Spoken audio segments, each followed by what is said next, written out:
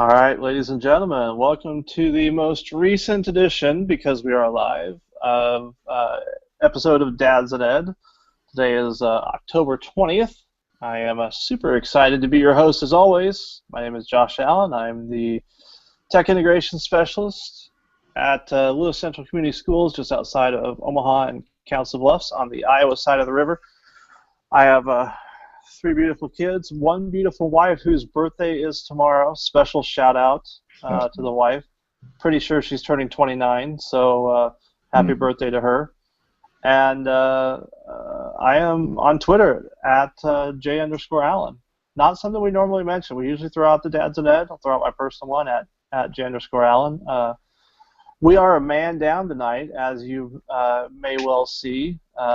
Devin, who normally joins us, is at a family funeral for his one of his wife's relatives. So we will do our best to not screw it up. Brent, I think if we have a flawless show, we might as well just pin it all on Devin, since he's not going to be here to defend himself anyway. And he probably doesn't listen to the podcast. Right, and we know, that usually is him, so that would be easy to do, for sure. So hey everybody, it's Brent, Director of Technology down in Independence School District in Independence, Missouri, the Kansas City metropolitan area. So I sported my KC Royals gear tonight on the live show here because we are in the World Series for the first time since 1985. I was a 10-year-old boy at that time in my life. And as I turned 39 this past week, Josh, like your wife's birthday is only 29 though. Yep. So add 10 to that. This will be my 39th, and then I'm afraid to go higher than that. But the wife got me my new KC Royals shirt, so I had to sport that for tonight's show. Excited about that around here. This town is kind of buzzing with it for sure. So it's a lot of fun. But let's see, I got 4 kids, one on the way, due in February. My wife went for her 20 week the other day, and now you get the ultrasound slip of stuff, and we're trying to go with the not knowing this time for the first time. And so I'm kind of looking at it, and I'm like, wait, that kind of looks like something that represents a boy. So I could be wrong. Now I'm no doctor, but it's like the potential of another boy is in the way if my skills of reading that are worth anything. So we're excited about that too. Finally, I was mentioning pre-show, we got our house here finally and moved in last week, so it feels really good to kind of finally be settling in, and excited about tonight and visiting with Tom, who has a resume longer than I can even shake a stick at. Oh, and you mentioned Tom Murray, our guest that we will bring in here shortly, at Thomas C. Murray. We were joking about that. So, Tom, if you are catching the preview, know that we are going to nitpick every job that you have listed on your resume. So be ready. If you want to interact with the show, and really who wouldn't, follow us at Dads and Ed on Twitter. We are very close to reaching 300 people following us. And I was going to refresh the numbers. I believe we are at 297. We have gained 2 in the last hour. So, if you find a friend and have them follow us at Dads and Ed, we'll give them a shout out tonight for our 300th follower. You can use the hashtag Dads and Ed as always. We are on Google Plus, obviously, because we're doing a Google Hangout here. Plus Dads and Ed, or you can email the show anytime, dadsanded@gmail.com. If you missed part of the show, check out the website, dadsanded.podbean.com, or you can subscribe in iTunes. Just search Dad and Ed, click the little subscribe button, and this wonderful audio will be brought to you every 2 weeks during the school year. So, you mentioned there's a little something going on in Kansas City this week. Is it kind of a big deal down there? Man, I'll tell you what, it's been a lot of fun. Growing up, I definitely watched Kansas City and kind of watched the Cubs because we had WGN, but my dad we're Husker fans, born and raised in Nebraska, and so when Gordon came to Kansas City, it gave us even more of a reason to kind of watch and follow him, and so that's been fun to do. And then since I moved here, maybe I'm wrong here, but Craig Madura shouted me out one day on Twitter and said, "Is it just me, or since Catlett moved to Kansas City, are they on fire?" And I couldn't help it. So no, it's been cool. It's absolutely buzzing. You know, I listen to a lot of the sports radios now in my drives around the district / in the morning and after school, and it's cool. I mean, and what they're doing is pretty special. I gotta admit, as a baseball fan, just in general, it's been amazing to watch. I've been able to attend a couple games, which has been even better, and just an awesome deal. So yeah, I would say they're definitely buzzing, and I got to go down to the Power and Light District with my brother-in-law, and a cousin from California flew in, and that was a great experience too. I posted a couple short videos I know on Instagram. It was just rocking, and when we got the last out, the place just erupted. So and it's just kind of multiplied, of course, every time we've gotten that much closer to getting to the series, and so now it's like a reality. So I hope I don't suspect them to sweep them, but boy, I like Kansas City's chances right now. They're just kind of on a roll, and they're playing good ball, and they're playing together, and so it'll be interesting to see if because I know San Francisco's got a great team, and Devin's a fan of the Giants, so can't badmouth him too bad because he's not here to defend them. But my only issue with them is Lincecum needs a haircut, and then I'd be all right. Man, that guy looks like a 12-year-old kid out there throwing the ball. Wouldn't you love to see a game there, though? I think that's I'm just a ballpark fan, too, and I think that would be an amazing place to watch a game, never mind the World Series. I agree. And, I've grown up a Cleveland Indians fan. I was an impressionable youth when they were kind of on their run, and really a lot of similarities between the two. Cleveland signed their good players young, and it worked out for them, and Kansas City, there's an article here in the paper, and I live in the same town that the AAA affiliate is. I actually worked for the AAA affiliate for a while. I was an usher back in the old days when they were playing downtown in South O.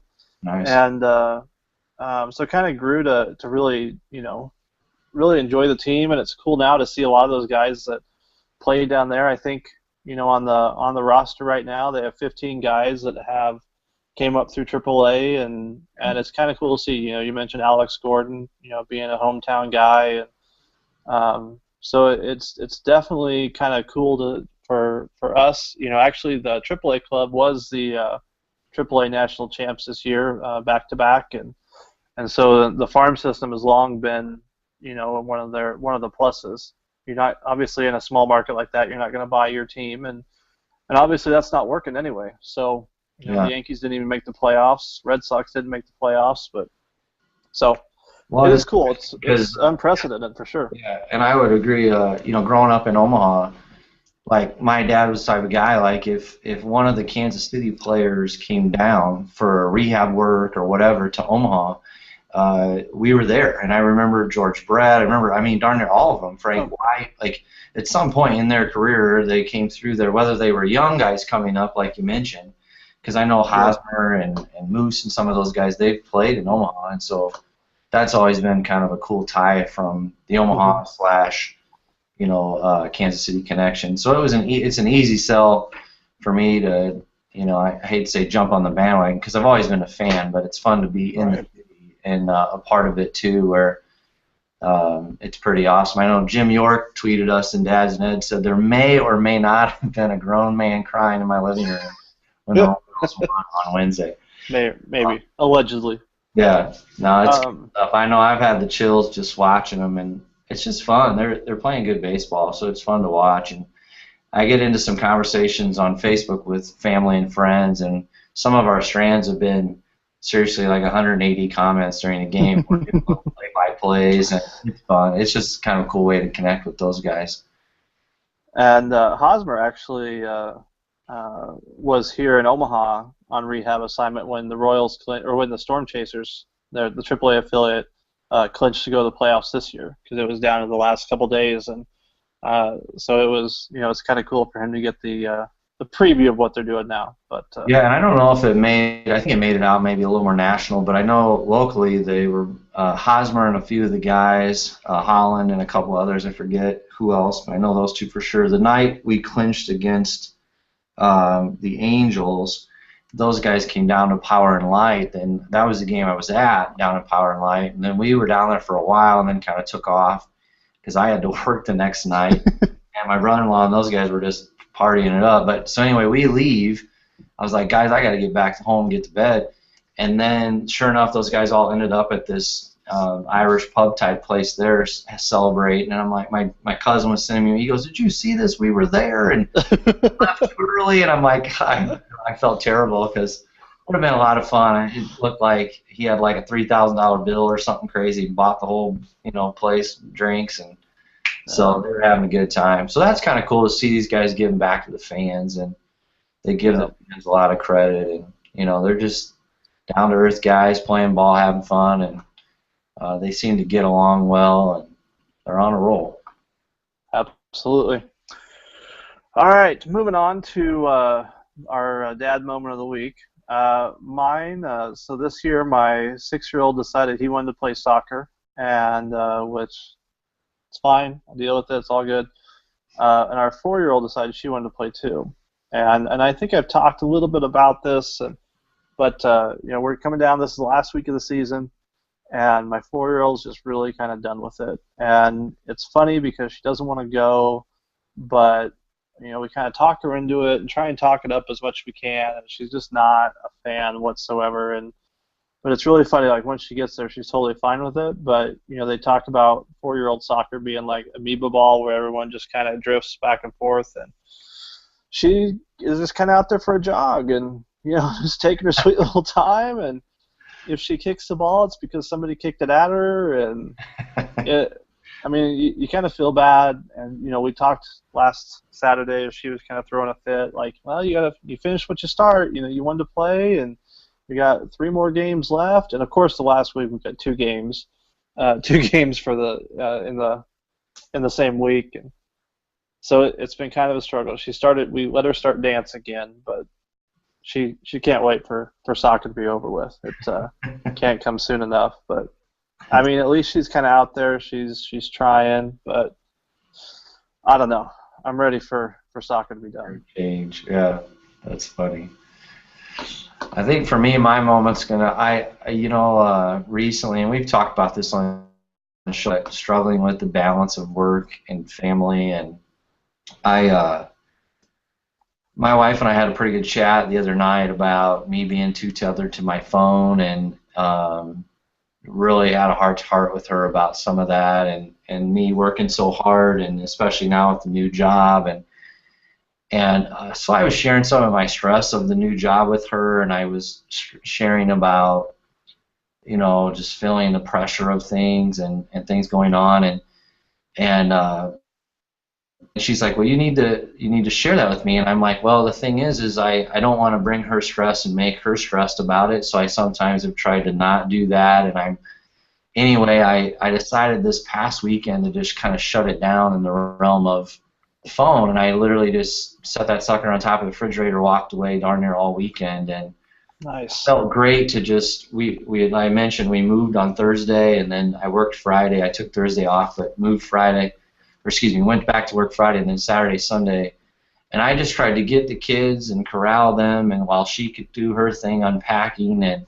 just really be present with them. And I got to be honest, it was a great weekend, and for that mere point of just being with my kids and not worrying about work. And sometimes, man, I struggle so bad with shutting it off, and this was one of the first weekends I felt like I was able to do that in a long time, and so I'm kind of going to really try to work hard at that in the evenings and weekends, because it's just been difficult. And it was amazing in the realm of my attention level with the kids, and then that interaction, how much better it was. Because then I got thinking about myself as I have the phone in my pocket, and yeah, I'm with the kids, but I'm not really with them.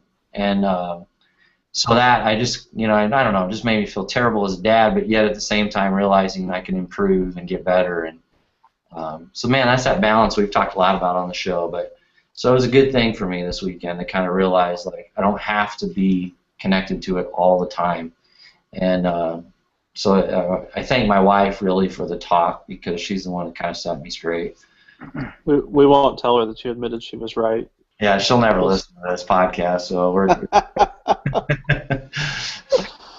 Oh, ladies and gentlemen, we are very excited to be joined by Tom Murray. Tom, welcome to the show. Tell us a little bit about yourself to the handful of thousands of listeners that we have. How you doing, gentlemen? Thanks for inviting me Good. to Royals chat this evening. Yeah, that's I right. appreciate that. I was tuning in a little bit earlier, and I'm a diehard New York Mets fan, and it's been a rough, I'd say, about 15 years at this point. So, it's funny. I was on Facebook the other day with Kyle Pace, who's of course a diehard Royals fan, and he mentioned something about it was all sentimental the last time the Royals were there. He was 8, and I said, Yep. Kyle, here's the positive is that next time they'll be there, you'll have grandkids, so hey, we're good to go. But no, thanks for having me, gentlemen. It's a pleasure to be here, and thanks for. So, what was the question? You want me to introduce myself? Yeah. Tell us a little about yourself, about your family.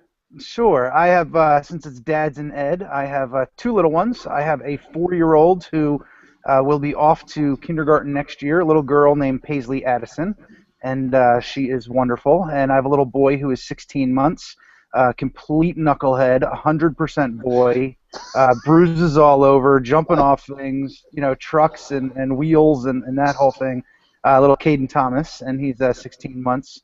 Absolutely adorable, and love both of them completely. So professionally, I'm the State and District Digital Learning Director for Excellent Education based out of Washington, D.C. That's my current role. I moved there in May after 14 years in a public school as a teacher, as an assistant principal, as a regular principal at the elementary level, and as a tech director and also in charge of cyber education. So it is a whirlwind, but I'm glad to be here with you guys today. You'll be happy to know, Brent, is Kennedy going to school next year then too? Yeah, she's 4, so she'll be starting kindergarten as well next So year. we all have girls that'll be starting kindergarten next fall. So Yeah. we're right there with you, Tom. We Well, understand. I'll be cleaning my shotgun on the front porch starting about next September, waiting for the little boys to come. So, yeah, no, I'm just kidding. But yeah, it's No, you're not. you No, know? you're not. We know you're not. It's all right. It's all right. Because here we are as educators, and we do it for everybody else's children. And for me, it's the first one going to kindergarten. I was an elementary principal for a number of years, and I thought nothing about. I mean, that sounds wrong, but I had conversation after conversation with parent after parent about their child and what I thought was best for their child. And here's my child, and I'm already worried about it 8 months, 9 months, 10 months ahead of time. Like, what are we going to do next year for kindergarten? And so it's interesting when it's your own. And so I think it makes us better as educators when we put ourselves and we think about our own kids and we think of every child like that. So, but thanks guys for having me here tonight. Yeah, and that's was kind of our next question was, we talk a lot about, Tom, on the show of how is having your own kids change your view of education, since you've become a dad, and you were kind of saying it there, so you kind of answered the beat us to the punch. Yeah, I think what's interesting is so my first year teaching, and not to get too sentimental here, but it was truly life-changing. I came out of college. I went to Muhlenberg College, which is a real small school in Allentown, Pennsylvania. Graduated in 2000, and I came out, typical brand new teacher. I thought I had a clue is what I was getting myself into. And in my very first year, I walked in, I remember being scared to death the very first day. I can still remember where I was standing. First time I closed the door, turned around, and I'm like, these kids are mine. And like, I felt that weight on that shoulder, and I was 21 standing there out of college, and again, thinking I had a clue. And my first year hit me like a ton of bricks. I had a student in my classroom on an in-service day accidentally actually hang himself. And it was one of the most traumatic experiences of my own life. A month prior to that, my mentor was killed with his wife in a car accident. And so it was crazy because here I was, a brand new teacher, and I learned a lot about education being so much more than about math, reading, and writing. Like I look at today, and and I'm fortunate now to be able to work with districts across the nation, and all we hear is about is testing and accountability and supervision and evaluation and teacher effectiveness and blah, blah, blah, blah, blah. Like, let's talk about relationships, and let's talk about relationships with kids. And so it relates to being a dad, and where I'm going with this is I remember my first year, I remember standing at the casket of a 9-year-old with tears streaming down my eyes, and I looked to the right, and I wrote a blog post about this, I think last maybe May or June on my final day in the public school, kind of reflecting on it. and I had seen everything to the right, every positive note I had written in my 4th grade class to that child, every little sticky note, every little piece of paper, every little "I believe in you, you can do this." Things as teachers we do naturally, and we don't often give that much thought. And as I stood actually at his casket and looked down at this little boy, and I looked to the right, there was every single little positive note I had ever written him that school year in about 6 months. And I remember the tears just flowing, and it hit me at that point in time, and I was 22 at that point, and I remember saying, like, if first of all, I don't know if I could do this as a teacher, if this is what teaching is like, that emotional strain I was feeling, but truthfully then feeling like I need to find a way to love it. I need to love and care about these kids truly, and I need to love and care about them like they're my own. And it was never past that day. I remember being an elementary teacher, and on the last day of school, literally crying my eyes out every year when those kids would walk out, and I would bring them up one at a time. I was just reminiscing about this past weekend with a friend, and I would bring them up one at a time and sit them down and tell them that I loved and cared about them, and how much I appreciated them and what I saw in them and what I thought they could do in life, and just building them up. And I remember feeling like, in education, this relational side of things is really everything. Kids they don't really care what you know, that's saying, until they know that you care. And so when I was an elementary principal for 3 years, I told kids every day on announcements that I loved and cared about them every day. And sometimes people originally looked at me kind of with their head cocked, like, "Did you just say that?" I said, "Absolutely, I did." So how does that make me relate to being a parent? When as an elementary principal, I had my daughter my very first year when I was sitting there, and I can tell you that it was eye-opening, because I always knew that the children and the parents are sitting there, and maybe it's in an IEP meeting, maybe it's in a meeting where a child's struggling, maybe it's a child at the very high end of the spectrum, maybe it's just your average kid that's doing okay, but you're talking about their baby. And so many times I would sit down and a teacher would walk in and she, "Here's what Johnny's missing, this, and this is what Johnny did wrong, and this. And I'm thinking, like, if I'm that parent, and now that I look at it, I'm like, if that's my little girl that this teacher's talking about, no wonder that parent's jumping through their skin to run across the table there. And so the flip side of that is I saw teachers time after time after time just do an incredible job with empathy and especially in tough situations. And so being dad first time and having a newborn as an elementary principal, besides not having any sleep, it absolutely helped me understand that every child that I talked to was somebody's baby, and I needed to talk to every child just like I would want a principal to talk to my own.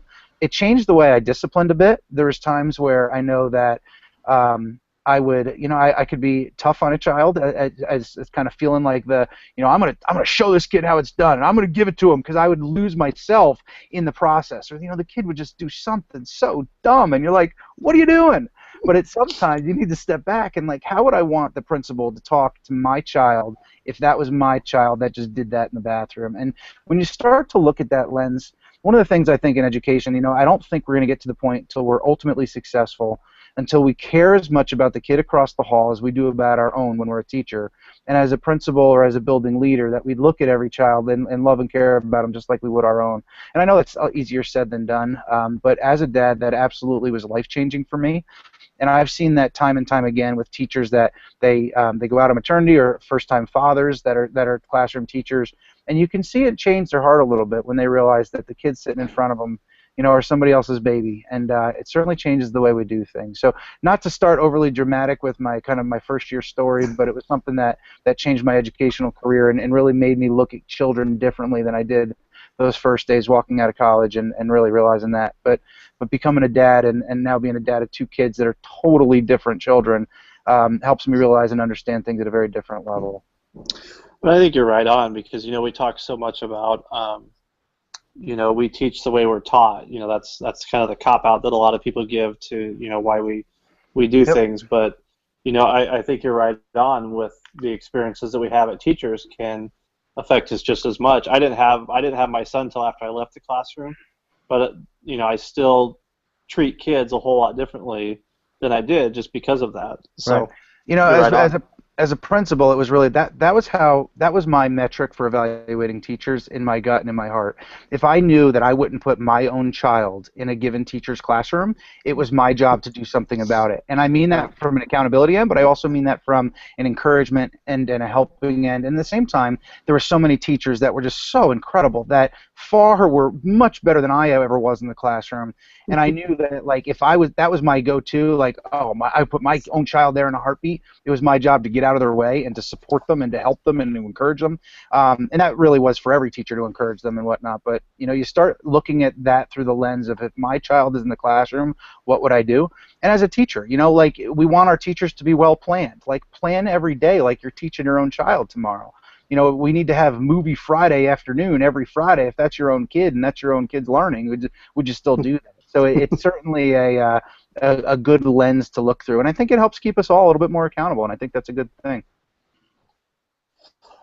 Absolutely. Yeah. Go ahead. I'm just going to say, it's like you're speaking my language, read my mind, and to some degree, Tom, we've kind of had a similar path in the sense of I did the teaching, then principal for years, and then director of tech. Now you're a hair ahead of me on other facets. We'll get into that a little later on.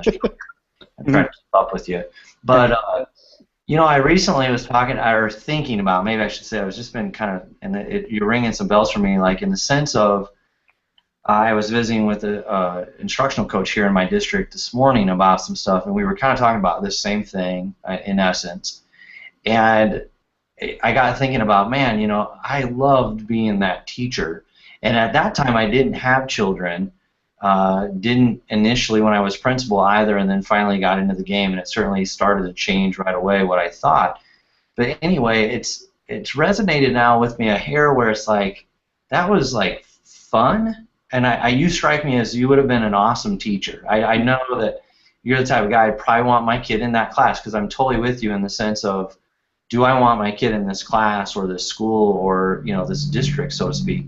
And it's like, that I could just see, I don't know, anyway, do you ever have the thoughts of like getting back to the classroom? Because I had my moments too where I actually went from principalship then into classroom. Has that ever crossed your mind, just for sake of, I know globally you're making a larger difference, and I want to think that I am as well in this position, but yet I'm not necessarily directly dealing with kids, and sometimes that bothers me.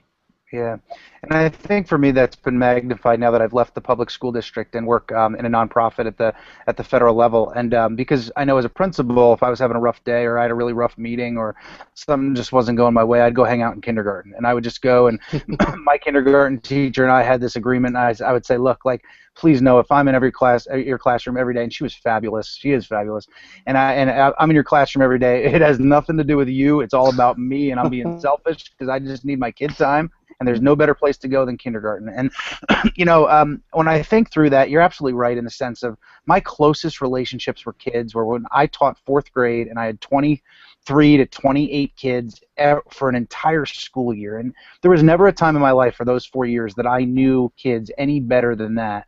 I moved from that to then moving to middle school, where I had like 400 kids as a specialist. I moved to a computer lab and taught specials, and that was very different. I would have kids for like 40 days, and then they'd be gone. And on one hand, I got to know more kids in a given year, but I certainly did not get to know them nearly as well.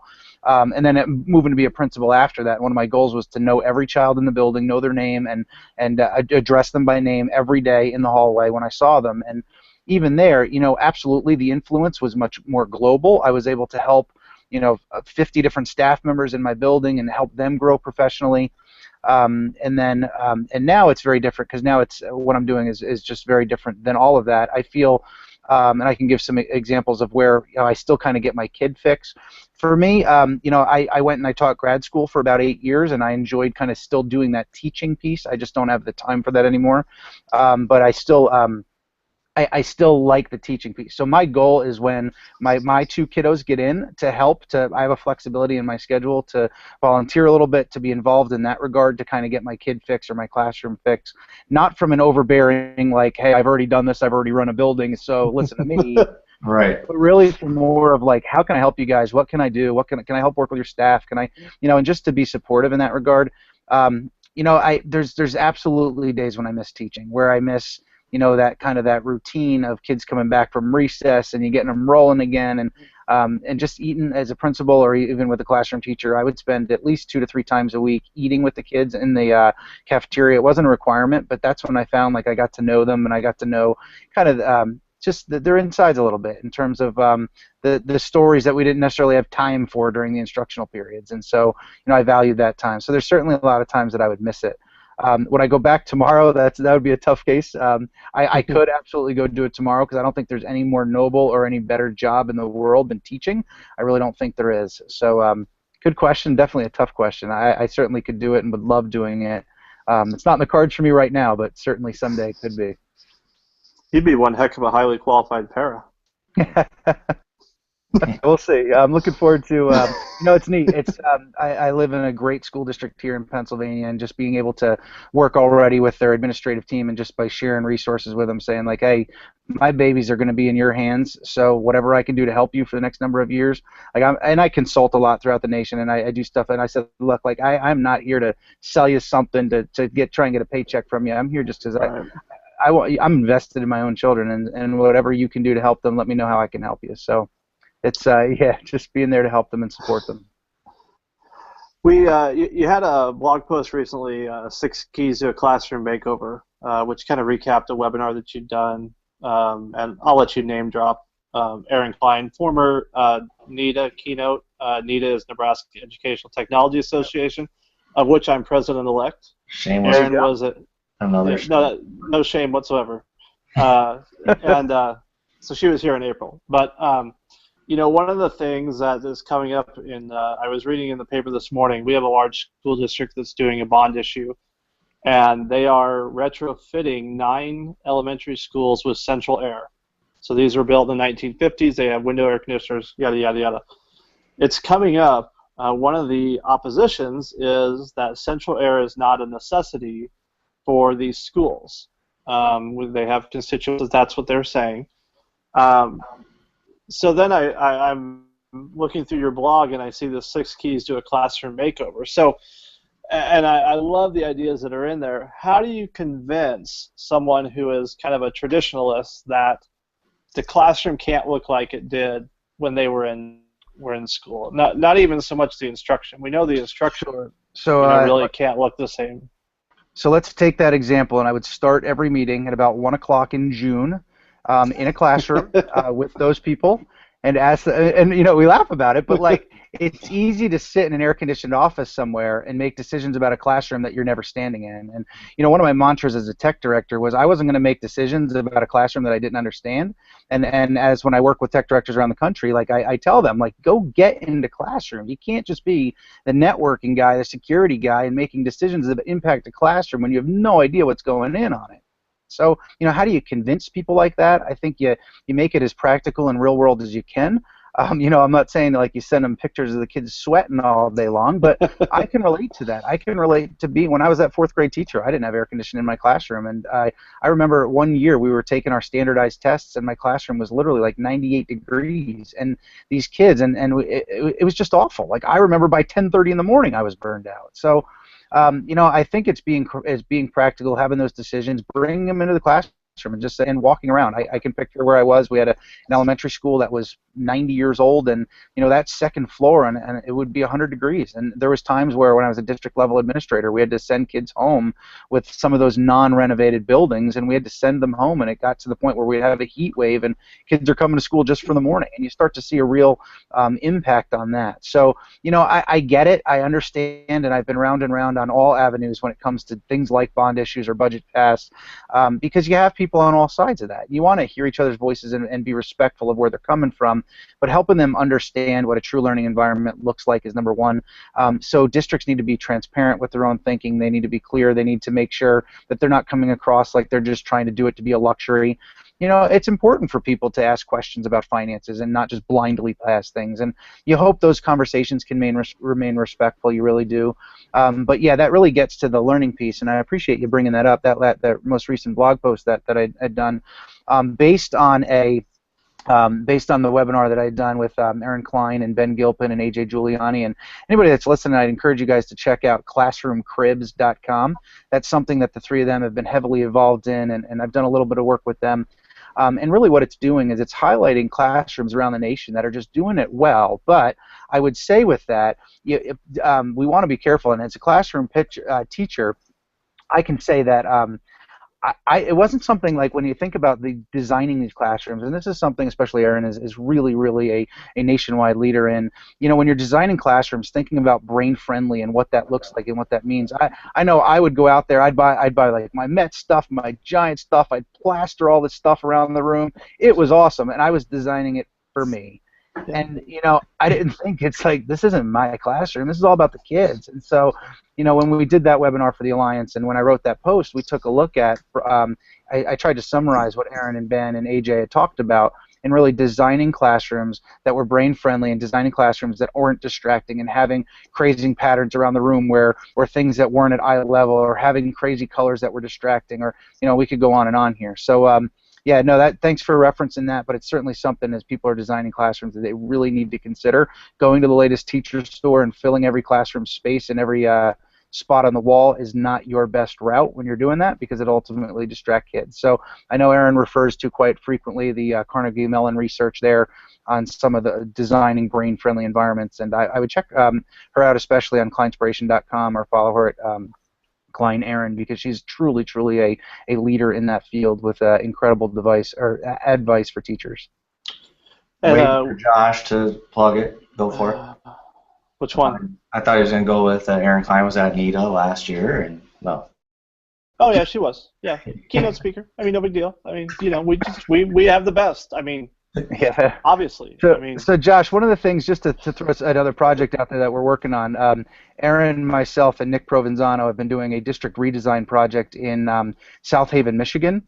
And so we were actually working, it was a bond issue where they were redesigning the high school and then also doing some work at the elementaries. And so I really focused on kind of the back end, some of the technical pieces, from everything from they're going to be implementing one-to-one to rolling that out to the parent communication piece to BYOD and how do you implement that, to a cyber component and how do you increase, like how do you work kind of virtual schooling to supplement everything else you're doing face-to-face.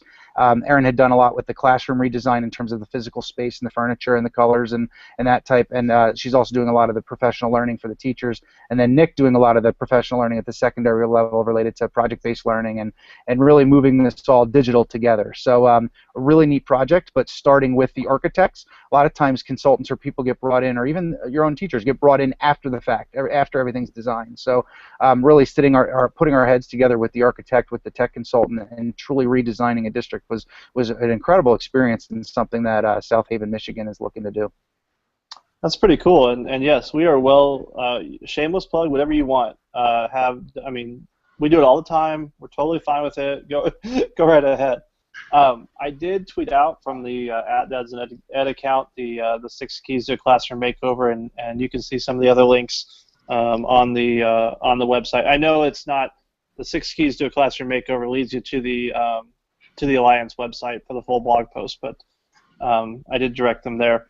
And I was raising my hand because your number 3, which you referenced about buying everything in the classroom teacher store, I was that teacher as well. I was definitely that guy. I was very guilty of that. And I have to admit, it was something as a classroom teacher 14, 15 years ago. I just didn't give it a lot of thought. And I've grown up a lot since then, and I've realized now it's not about me as the classroom teacher, it's about the kids. And one of the things Erin constantly says that, and when she's talking about that, is ask the kids, what do the kids think, and have the kids help design. And I had my design before they even walked in. It was going to be their classroom whether they liked it or not, and that student voice matters. Well, and you'll be happy to know when I switched, I just started a new job, and when I left my previous one, the person who got my office referred to me as a minimalist. So I have recovered. I think I'm on step 12. I think I'm doing well. So, so go ahead, Brent. Well, I was just going to say, Thomas, Thomas, I'm looking at your Twitter handle. It's all right, Dad. Thanks. Yeah.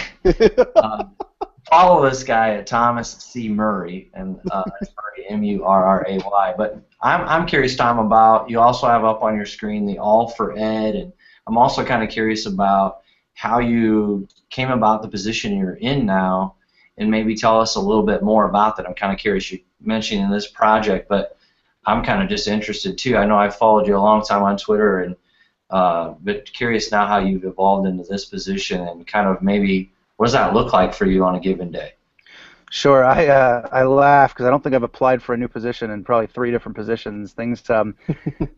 I think you get put in the right spot at the right time, and so the way I got connected to the Alliance for Excellent Education is one of the top nonprofit groups out of Washington D.C. that is bipartisan. So, in my role, I oversee something called Project 24, which is a free digital learning implementation framework for schools. Where a lot of times, and really the premise of it is a lot of times when districts go in, they go out, they buy all the stuff, the Chromebooks, the iPads, I don't care what they are. They go, they put them in carts, they put them in hallways, they hand them to teachers, and then they wonder why it has like little to no impact. So if you look at any of the research that's out there, and Linda Darling-Hammond is somebody that's on our board. She runs the education division at Stanford, one of the most famous educational researchers that's out there. And she just released a report with us and taking a look at the impact of technology on learning and what's working and what's not. And so when you take a look at the vast majorities of studies that are out there, it actually shows that technology is really not worth its weight because it's not being used right. But when it's implemented well and when it's used well, those results far exceed any other area. And so, the results for that really speak to itself. And so Project 24 is free, and it helps school districts implement well. You start with a self-assessment. You look at 7 different key areas, and then taking a look at that, you get all sorts of different resources and experts and whatnot to really help you with that. So that's one aspect of the work. My team also runs Digital Learning Day, if that's something you guys are familiar with. Digital Learning Day touched about 10 million people last year between schools and kids and teachers and community members, and just really it's just phenomenal. So the way I got connected to the Alliance was through Digital Learning Day. 2 years ago, the program that I ran in Quakertown Community School District in Bucks County, Pennsylvania, was highlighted as one of 3 school districts in the nation because of the environment that we created, giving complete versatility and flexibility to kids. And so they highlighted us. I stayed in touch with the Alliance for the past year and a half, or the past 2 years. This past year, Governor Wise invited me, and Governor Wise is the former governor of West Virginia, is now the president of the Alliance, and he's ultimately my boss. And he invited me down this past year on Digital Learning Day to be part of a panel with the FCC Chairman Wheeler and some other people in regards to digital learning and what it was looking like. And shortly thereafter, that kind of got one of those emails saying, hey, if we happen to have a position where you could work from home and get more time with your kids and that kind of thing, get some flexibility. So I had gotten a number of offers in the past, and you guys know, as administrators, they come your way occasionally during the school year, and I was really happy with what I was doing. Like I joked earlier, the past 3 jobs, I wasn't looking to leave. They seemed to be the right opportunity at the right time. And so you asked about a given day. Just like being a principal or just like an administrator, I don't have a given day that's different. Today I met with a lawyer that I'm going to be doing a webinar on about COPA and how do you get kids connected to the internet and open up resources for teachers, but at the same time stay legal, and like where do you draw that line? I'm going to be doing that next week, so I was able to have a lunch meeting with somebody like him today, and then tomorrow I'm going to head to D.C. and I'll be in D.C. for 14 hours. By the time my trip tomorrow will be about 14 hours. So I'll leave tomorrow about 5 a.m. I'll get down to D.C. I'll work at the U.S. Department of Education probably in the morning, and then in the afternoon I'll head over to DQC, which is Data Quality Campaign, and do some work with some other organizational leaders from people like ISTE and COSIN and those types of organizations, and then get back on the train and head back north to Philadelphia. So I don't head to D.C. more than probably about 2 to 3 times per month, but otherwise I work right outside of Philadelphia, so it's not a bad train ride, but I wouldn't want to do it every day, that's for sure. So I've been at the Alliance since about May. Other things that we do outside, we do a lot of policy work. I was able to testify in front of Congress back in June about data and privacy, and working with Congress quite often on taking a look at things like revising FERPA if we need to, COPA, SIPA, those types of things, and helping congressmen understand. So a lot of the work, all the work we do is bipartisan. So it doesn't matter who's at the White House. It's a left or a right. It's not a left or a right thing. It's a kid thing. And so we're just there to help kids. So we do a lot of work. Really, our mission is to improve graduation rates. And so we are grant funded. We are not federally funded, which means we can do what we want, when we want, and how we want, which is really, really good. And we're not tied to any administration. We just really support education around the country the best we can. Very cool. You talked about being in DC, and again, scrolling through your blog, you have a post there about EdCamp USA. Talk a little bit about participating in that earlier this year. Speaking of shameless plugs, Ed Camp Omaha, which I organized March 21st this year at the University of Nebraska Omaha. Check out Ed Camp Omaha for more information. But tell us about Ed Camp USA, a little bit bigger than what we do here. Sure. I happened to be out to dinner in Philadelphia back in January with Tom Whitby was there, and Adam Bello and Jimmy Casas and a handful of other people, and I invited Richard Collada. Richard happened to be the keynote speaker at EduCon, and I got to know Richard about a year and a half ago. Richard runs the Office of Educational Technology at the U.S. Department of Education.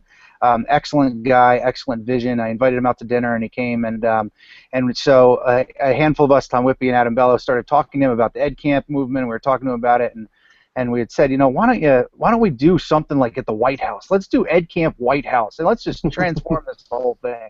And Richard's great. I mean, here we are, just kind of regular educators, and there he is working at the U.S. Department of Education. He said, I like that idea. Let's see what we can do. About a week later, we follow up. We put him in touch with the EdCamp Foundation with Kristen Swanson and a number of other friends, and he said, well, all right, well, we talked about it. We can't do EdCamp White House. The White House understandably didn't want white. They weren't if they let us do every place do something White House, it just wouldn't work. So they said, well, let's do EdCamp U.S. Department of Education, and so they were open to that. They opened the doors at the Department of Education. We had about, I want to say it was under 100 educators, just because it was only what we could have that point. So there was a number of us that helped plan it, and we ran an Ed Camp at a Department of Ed. Secretary Duncan came for part of it, and so did a number of other high-level officials at the U.S. Department of Education, and just saw professional learning a little bit different. And I think it was effective, and they talked about possibly doing it again, and it was just a really, really neat experience down there in D.C. Had you gone to other ed camps before Ed Camp USA, or like Philly or other ones? Yep, I've gone to a number of them. Down Ed Camp Philly is actually where it all began, and so the educators that really founded Ed Camp were pretty much from the Philadelphia area. I was not one of those by any means, but I've probably been to about 10 of them. This past year, I helped run Ed Camp Leadership out of Philadelphia. And some other ones nearby. So it's what a great experience with that, and just one of the best ways in my mind to learn. Absolutely. Ed Camp KC, by the way, shameless plug, coming up here in November 9th on Saturday, although it's sold out, so sorry for you, but if you get on the waiting list, you got a good chance of getting in, maybe. I have resisted mentioning how many Ed or Dads and Ed guests that Tom's mentioned. So I'm trying to not shamelessly plug every single thing he said, but we're very connected that way. So just that's awesome. Throw that out there. I saw you had Kurt Reese on. Was it Kurt Reese last week? Well, he's coming on that. Yeah, we kind of accidentally double booked last week. So Kurt is actually on November 3rd. He's our next guest. Tom, this is the first time we not had technical difficulties and something going wrong, or we're telling the guest the wrong person. Well, you guys are running a quality show, though. Good people. Definitely good people there. Yeah, we're excited. Well, we appreciate that. Connected and such, Tom. It's Connected Educator Month. You're on Twitter, we know that, and you're connected yourself. You've talked about a lot of the educators you've visited with or done things with. How's that? Just tell us a little bit about what that means to you. Being connected as an educator. It's interesting. It's funny because I often joke. We so many times we'll go places, and how do you go to a conference? You walk in a room, you just show up at a conference, you walk in a room, and 10 people standing there. And it's funny because sometimes you joke, oh, don't worry about it. Yeah, we all just met online, and people look at you like, what? Like, what kind of site you guys are running? What is going on over there? For me, like, so many educators around the world just feel lonely, and they feel isolated, and they close their doors, and they're in their own little island, and you don't understand that truly until you become connected and you kind of look back. And I can relate to being a principal and being in my office and feeling all alone. And sure, I had a principal across the street or whatever that I could call, but I needed something to get connected with. And Rich Kiker and Kristen Swanson. Kristen and I actually taught together.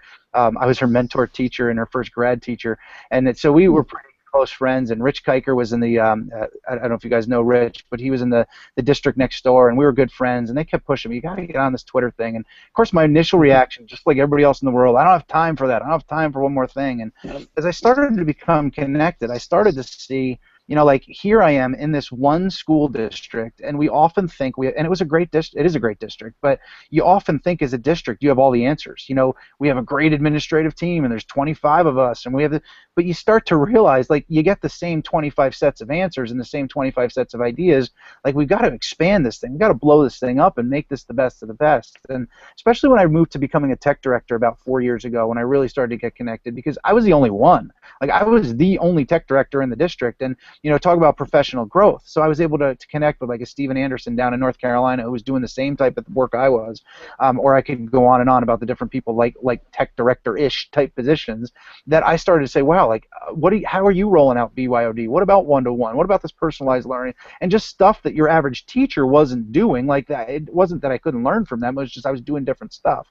So I needed to find ways to do that. So for me, becoming connected was it was really moving myself off, like, that educator's island that we all get ourselves in if we're not careful, finding people to the point where I would say time after time, some of my best friends now are absolutely people that I met online, have been connected with. I mean, there's a group of guys that we now use Voxer. If you're familiar with the Voxer app, there's a bunch of group of us. I mentioned Jimmy Cox, Jimmy Schoening, Joe Manazzo. There's a group of 10 of us that every single day we are talking and we connecting. And it's funny because we have two different chats.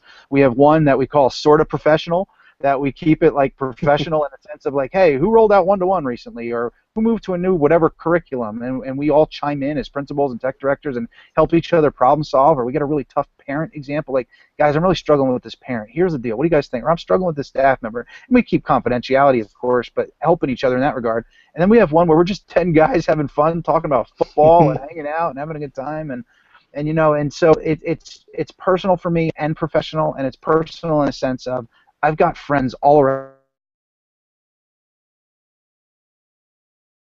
the nation at your house next weekend, because you're that well connected with people all around the country. But on a professional end, it really helps me be better for kids tomorrow than I was yesterday by really having this global think tank. There's no issue that can come up that I can't bounce off of 10 of the best people in the nation, and there's no reason. I would want that, going back to the dads and ed piece, I would want that for my own child. I want my own teacher's child to be connected, so that way they're getting ideas from all over the place and they're not feeling lonely. And for me, it also comes down to encouragement. These guys, especially that I chat with every day, like, they encourage me, and they challenge me, and they'll push me. You know, sometimes you think you've got the answers, and you think, oh, you know, I'm doing this really well, I'm keynoting this, I'm doing this, but they'll push back, and that's important too. And so we challenge each other, we encourage each other, and then. I know I've talked about the guys group. There's certainly, I'm talking about like one specific group there, and there's certainly many ladies that have also, it's not just a male thing by any means for me. I want to be clear on that. I wouldn't want anybody to take that wrong.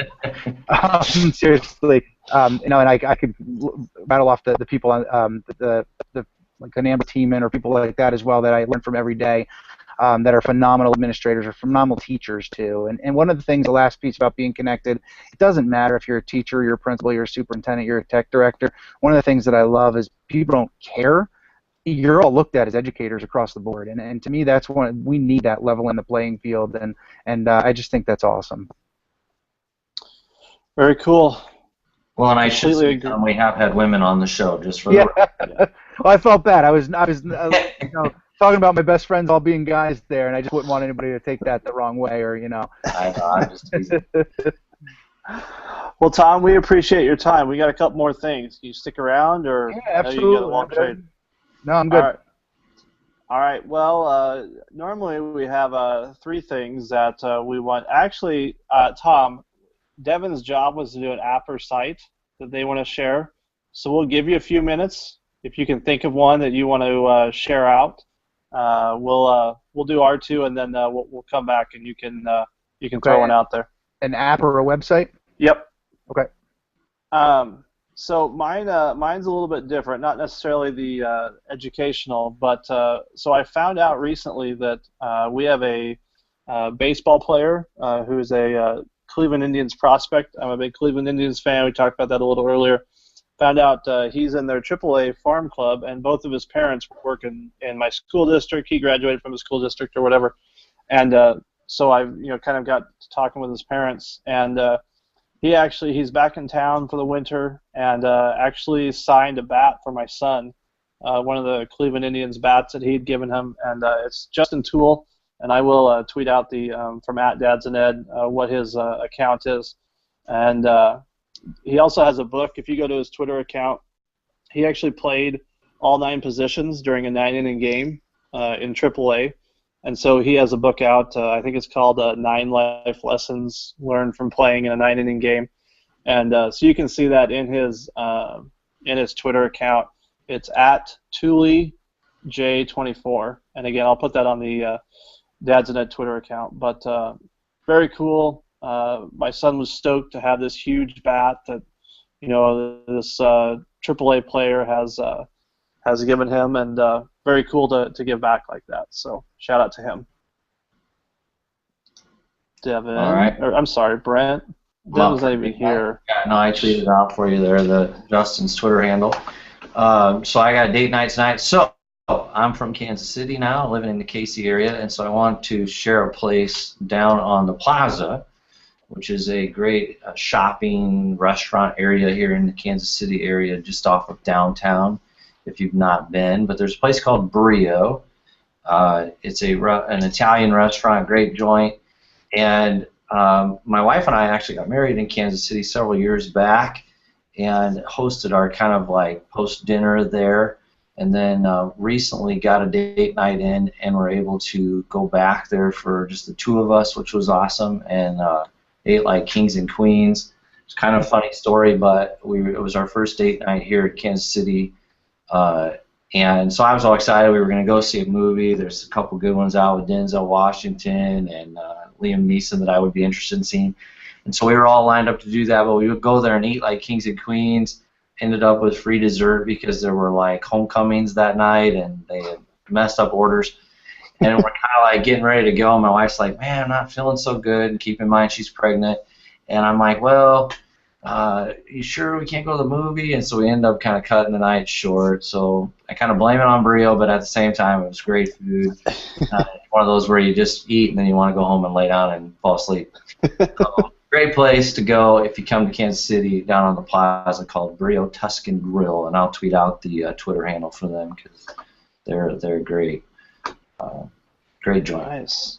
Well done. Tom, you ready?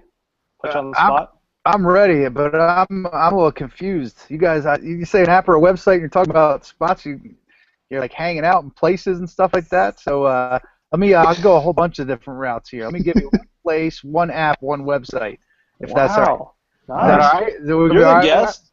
We have no rules. That's like the only rule we have is whatever. Let me start. I mentioned Voxer as an app, so I'm not going to use that one again. That's a great app that helps me grow professionally virtually every day. I'm going to throw out Remind. Used to be Remind 101, an awesome communication tool. They're great when it comes to the privacy side of things and respecting people's privacy. What a great tool for teachers to be able to connect with parents. And one of the greatest things we can do for parents is be transparent with them and keep them up to date and put the information in their fingertip, and Remind is absolutely one of the great ways to do that, so I want to give them a shout out. Second, website, I need to plug some of the work that we're doing at the Alliance. Our Alliance website is all4 as in the number ed, all4ed.org, and we don't sell anything, and that's the only reason I would plug it here. It's not like, like for $19.99 a month, come visit us.